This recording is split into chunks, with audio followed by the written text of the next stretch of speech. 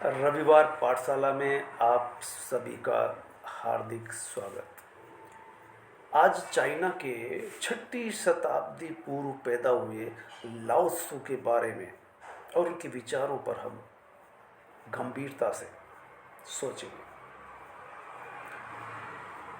कि चाइना में पैदा होने वाले लाओ त्सु भारत में महावीर स्वामी, गौतम बुद्ध ये लगभग समकालीन थे और विचार इतने गंभीर और मिलते जुलते, तो आश्चर्य करते हैं कि उसी दौर में अलग अलग देशों में एक जैसी उच्चतम शख्सियतें पैदा हुई जिनका दर्शन, विचार, भाव आज भी हमें सोचने, विचारने और चलने के लिए प्रेरित करता है।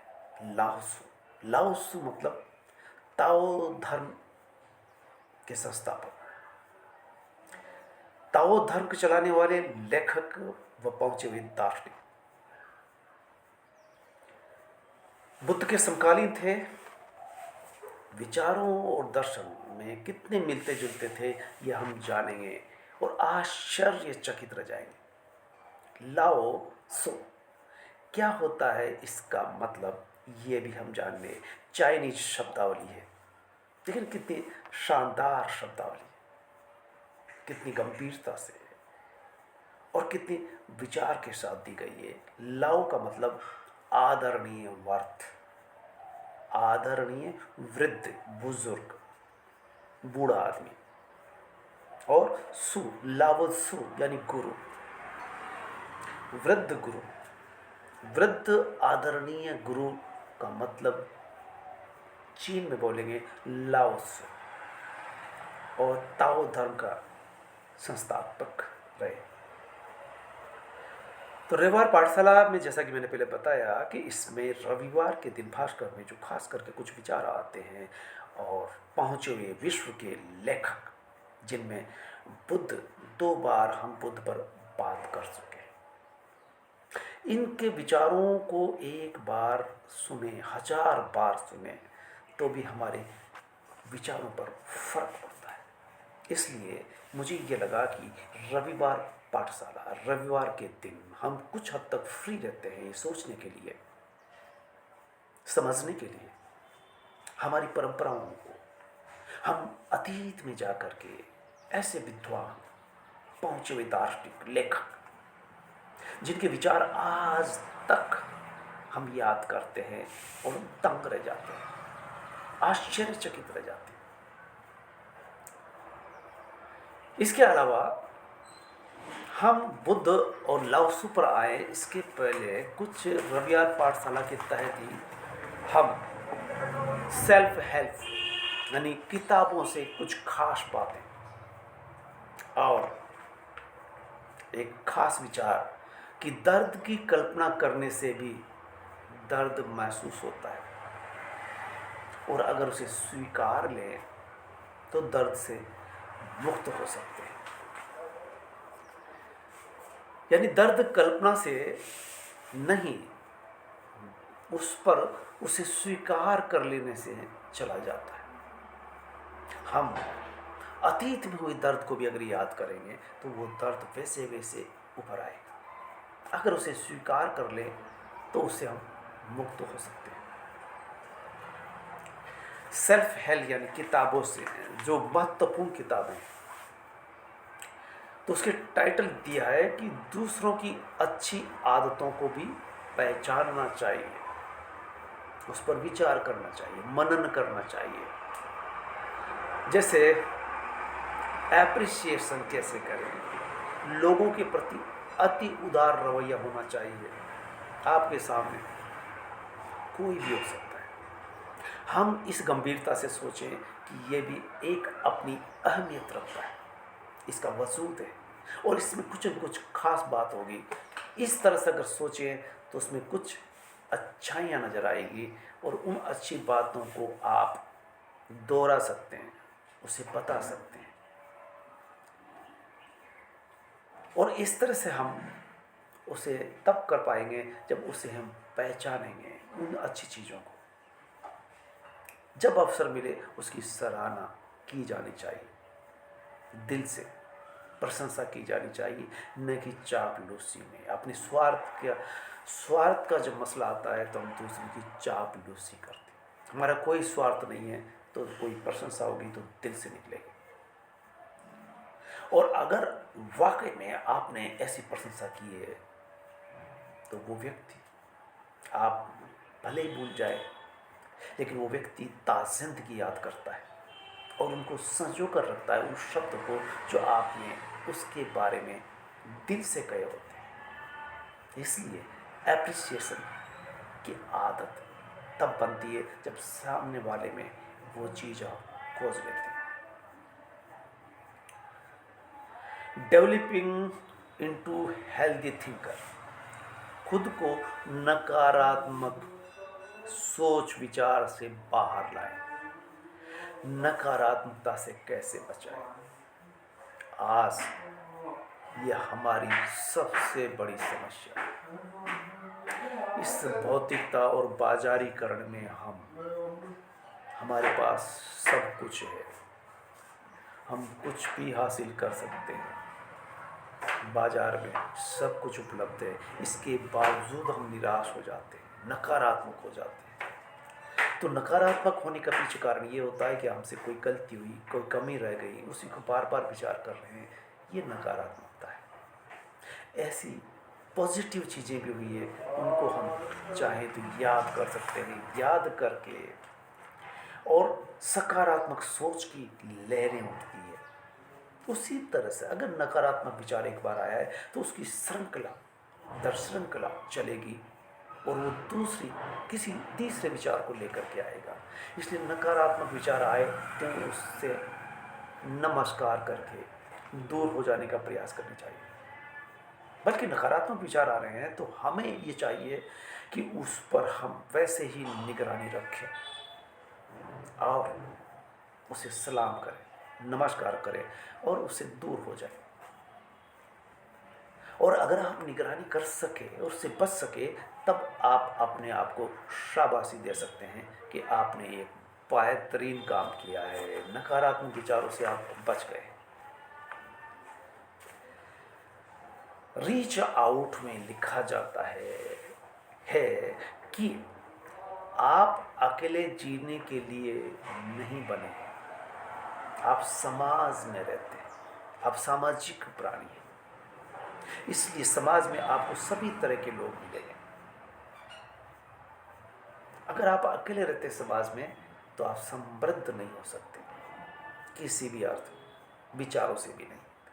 इसलिए आपको समाज के साथ, समुदाय के साथ रहना होगा, जुड़ करके रहना होगा। और परिवार या दोस्तों में ऐसे बहुतेरे होंगे जो आपके विपरीत बोल सकते हैं, तब भी हमारा जीवन ऐसे लोगों के साथ रहने में ही होता है। हमारा जीवन सभी तरह के लोगों के साथ रह करके हम समाज का अभिन्न हिस्सा है। इसलिए हमें अपने आप को थामने, संवारने, जीवित रखने के लिए लोगों का साथ भी बेहद जरूरी होता है। तो इस तरह से हम कह सकते हैं कि जो हमारी बात थी कि लाओस के विचार बुद्ध के विचारों से कितनी साम्यता रखते हैं, इस पर आते हैं। बुद्धत्व को प्राप्त, उनके बारे में कहा जाता है कि पल पल जीने में उनकी साधना ये बताती है कि न अतीत में जीना है, न भविष्य की कल्पनाएं पालना है, बल्कि वर्तमान में जीना सीख लेना चाहिए।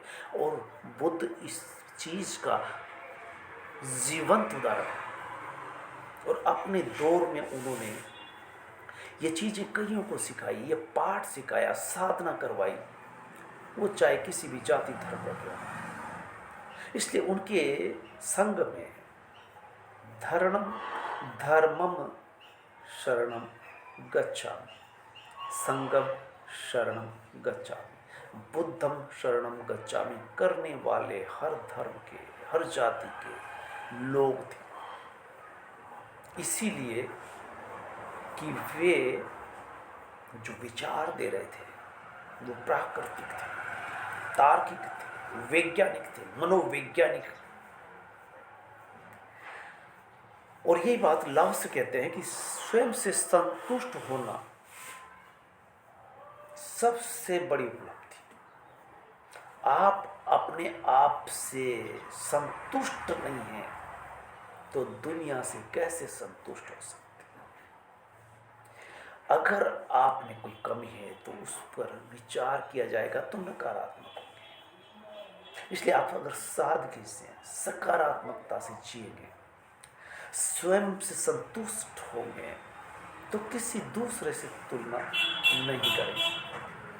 और जब आप किसी से तुलना नहीं करेंगे, अपने आप में संतुष्ट रहेंगे, तो जाहिर सी बात है कि आपसे सभी सहमत होंगे, आपका सभी सम्मान करेंगे।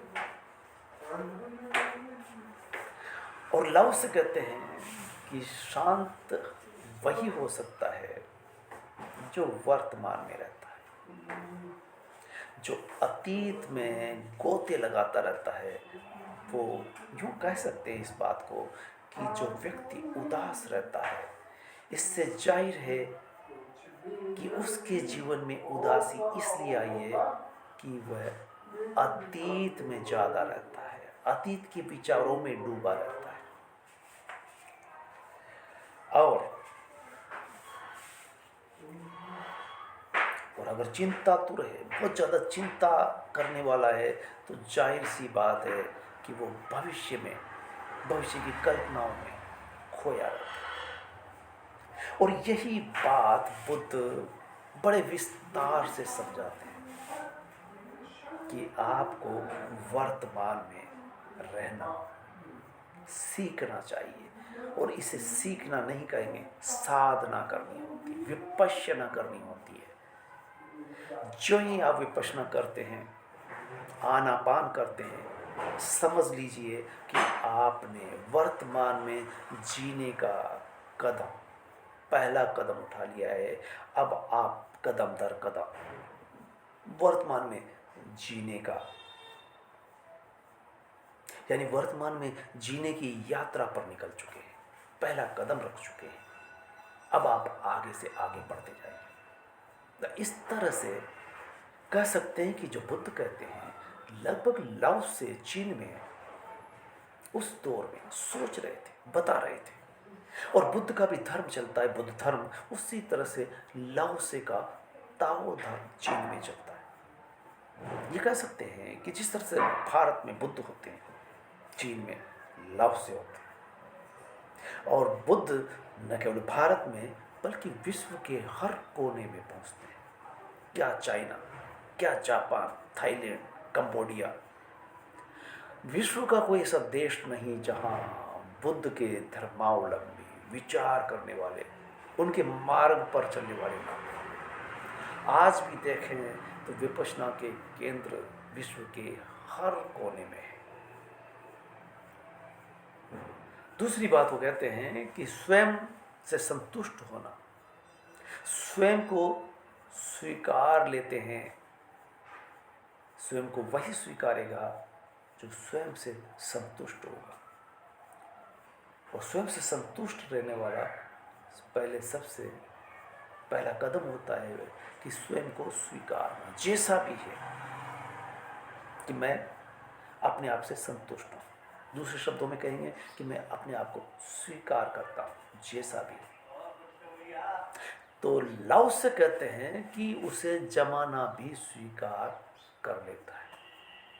तीसरी बात कहते हैं कि आप अपने आप पर विश्वास कीजिए, और अगर आप अपने आप पे विश्वास करने में सक्षम हैं, आप अपने आप पे विश्वास करते हैं, तो ये भी तय है कि जमाना भी आप पर विश्वास करेगा, वो भी स्वीकार करेगा। पहली सीढ़ी है स्वयं से संतुष्ट होना। इन्हीं शब्दों में, इसी तरह के शब्दों में न सही, बुद्ध भी लगभग यही बात दोहराते हैं, कहते हैं।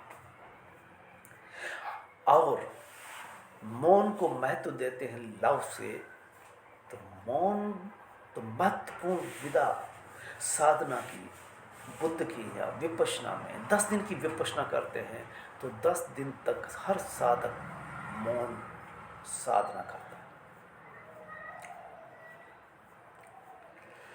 अपेक्षा से मुक्त होना, आप किसी से अपेक्षा न करें। अगर आप संतुष्ट है अपने आप से, सादगी से जीना चाहते हैं, शांति से जीना चाहते हैं, तो आप किसी से अपेक्षा न करें। मित्र से, परिवार में परिवारजनों से, बेटे बेटी पत्नी से, रिश्तेदारों से, अगर आप अपेक्षा मुक्त रह सकते हैं तभी आप शांति हासिल कर सकते हैं। और कहा जाता है कि आप जब सोचना बंद करते हैं तो सभी समस्याओं से मुक्त होते हैं। यानी हमारी समस्या है चिंतन में रहना, नकारात्मकता में जीना और सोच के सारे दरवाजे खोल देना, चिंतन करना, चिंता करना, सोचते रहना। और जब यूँ कहते हैं कि आप जितना सोचेंगे समस्याएं उतनी बढ़ती जाएगी, आप पर हावी होती जाएगी। इसलिए सोचना बंद करें और समस्याओं से मुक्त हो जाए। लाओ त्से का ये बहुत ही गंभीरतम चिंतन से निकला हुआ है और इस बात को बुद्ध की विपश्यना में हर पल जिया जाता है। बुद्ध के लिए कहते हैं कि हर पल में जीने वाले एक ऐसे जीवंत उदाहरण है बुद्ध। और बुद्ध की साधना मार्ग पर चलने वाले विपश्य सोचना बंद करने, मन के हलचल को, मन के उतार चढ़ाव को, मन के भटकाव को उस साधना में सहजता से देखते और धीरे धीरे उसकी चंचलता, मन की चंचलता कम कर लेते हैं। तो सोचना तो बंद विपश्यना में स्वतः ही हो जाता है। नहीं होता है अगर ऐसा, तो धीरे धीरे साधना करते करते आप बेवजह की चिंतन करते हैं, सोचते हैं, मन भटकता है, उन सब पर लगाम डालते हैं। तो मौन रहना, अपेक्षा से मुक्त रहना, सोचना बंद करते ही आपकी समस्याएं भी खत्म हो जाती है। और ये बात तो बुद्ध भी बराबर अपने प्रवचनों में, व्याख्यानों में कहते हैं। और विपश्यना में सत्यनारायण गोयन का बड़ी गंभीरता से इस बात को कई तरह से बताते हैं। और जो विपश्यना करके आया है वो तो अच्छी तरह से समझता है कि मौन का महत्व क्या है और अपेक्षा से मुक्त होना धीरे धीरे आ ही जाता है। और अति चिंतन से बचना चाहिए और इनकी साधना में चिंतन पर बराबर निगाह रखी जाती है। एक कथन और है कि आप दिन भर में कई लोगों से मिलते हैं, कई तरह के लोगों से मिलते हैं और समाज में कहा जाता है कि भांति भांति के लोग होते हैं। ये समाज ऐसे कई भांति भांति के लोगों से बना हुआ है। आपसे कोई भी मुखातिब हो सकता है। तो ऐसे में आपके सामने कौन क्या कह रहा है, कैसे कह रहा है, ये मायना नहीं रखता। मायना ये रखता है कि आप सदी हुई प्रतिक्रिया दें, सोच समझ करके बोलें। केवल समझदार से ही समझदारी से पेश ना आए, बल्कि जो ना समझ, जो पगलाए हुए, लगभग मूर्ख, अनर्गल बोल रहे हैं, उनसे भी कम से कम शब्दों में खास बात, महत्वपूर्ण बात ही कही जाए। ऐसी बात न कहें जिसको वो आपका नाम लेकर के कहे। कोड करे, आपको आपका उद्धरण दे, तो ये तब संभव होता है जब आप बेहोशी में उसका जवाब देते हैं। तो लाओस से जो बहुत सारी बातें कह रहे हैं, एक बात और कहते हैं कि सबसे अच्छा योद्धा कभी क्रोधित नहीं होता। और योद्धा की पदवी दे रहे हैं लाओस से कि योद्धा भी वही होगा सफल योद्धा जो आने वाले गुस्से को देख लेता है, गुस्सा नहीं करता। और बुद्ध की विपश्यना में जब आप मन को ही जांच पड़ताल कर लेते हैं, मन को समझने लगते हैं, मन को जांचने परखने लगते हैं और मन की पर लगाम लगाना सीख रहे होते हैं, तो जाहिर सी बात है कि आप धीरे धीरे अपने आने वाले भावों को, राग द्वेष को, क्रोध को भी सहज समझ सकते हैं कि ये आ रहा है तो अपनी गलती से आ रहा है, या अपने मन को, अपने अहम को कहीं चोट लगी है। तो बुद्ध ये कहते हैं कि आप कुछ भी नहीं है, आप अपने आप को महत्वपूर्ण न समझे। यह अहंकार सभी समस्याओं की जड़ है। किसी ने आपका अपमान किया, कोई आपको गुस्सा कर रहा है और बदले में आप भी वही कर रहे हैं, तो कहा जाता है कि बुद्ध का सबसे बेहतरीन उदाहरण है जब वो कहते हैं कि जब आपके सामने कोई गुस्सा कर रहा है तो समझ लीजिए कि वो आग का अंगारा हाथ पे रखे हुए हैं और आपने भी कहीं वैसी प्रतिक्रिया दी, तो जाहिर सी बात है कि आप भी आग का अंगारा का प्रति उत्तर आग के अंगारे से दे रहे हैं। और जितनी देर आग का अंगारा आपके हाथ में रहेगा तो आपको जलाएगा ही। तो अपने आप से जलने से बचने का एक ही तरीका है कि सामने वाला बेशक गुस्सा होगा, लेकिन आप गुस्सा न करके ठंडे छींटे मार के उसके गुस्से को ठंडा कर सकते हैं। और ये बहुत बड़ी साधना के बाद संभव हो सकता है। और यही कारण है कि बुद्ध का मार्ग आज भी और हमेशा लोगों की जरूरत रहेगा, क्योंकि लोग इस मार्ग पर चल करके अपने मन को बदल सकते हैं। और लाओस से चीन में 6ठी शताब्दी में मौन का महत्व बता रहे हैं, अपेक्षा मुक्त होने का तरीका बता रहे हैं, वर्तमान में जीने की बात कर रहे हैं, अतीत में और भविष्य में न रहें, ये विपश्यना में बार बार बताया जाता है। और जब विपश्यना या आनापान की जाती है उस वक्त सिर्फ सांस आ रही है और जा रही है, इस पर ध्यान करना, लगाना, यानी उस वक्त आप न अतीत में होते हैं न भविष्य में होते हैं, लेकिन मन आपको खींच करके अतीत में ले जाएगा या भविष्य में ले जाएगा। आप उस पर निगरानी रखेंगे। जैसे ग्वाला पशु चराता है तो हर पशु पर निगाह रखता है कि कहीं वो अन्न के खेत में न चला जाए, फसल खड़ी हो उसमें न चला जाए। ठीक इसी तरह से हम मन को देखते हैं, परखते हैं, बराबर निगाह रखते हैं। तो इस तरह से कह सकते हैं कि बुद्ध जो कह रहे हैं, बुद्ध का जो विचार है, जो दर्शन है, जो विदा है, लाओस से भी लगभग वही बात कर रहे हैं। इसका मतलब ये है कि हर समाज में, हर देश में ऐसे ऐसे विद्वान संत महात्मा हुए हैं जो अपने लोगों को जीने का रास्ता बताते रहे,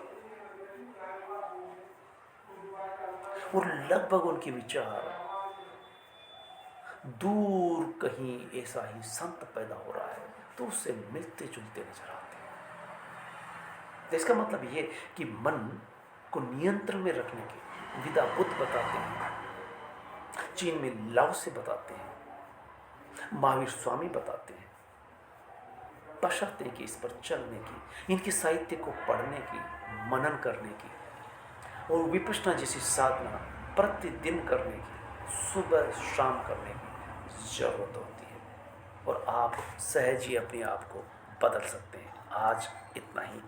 जय हिंद, धन्यवाद।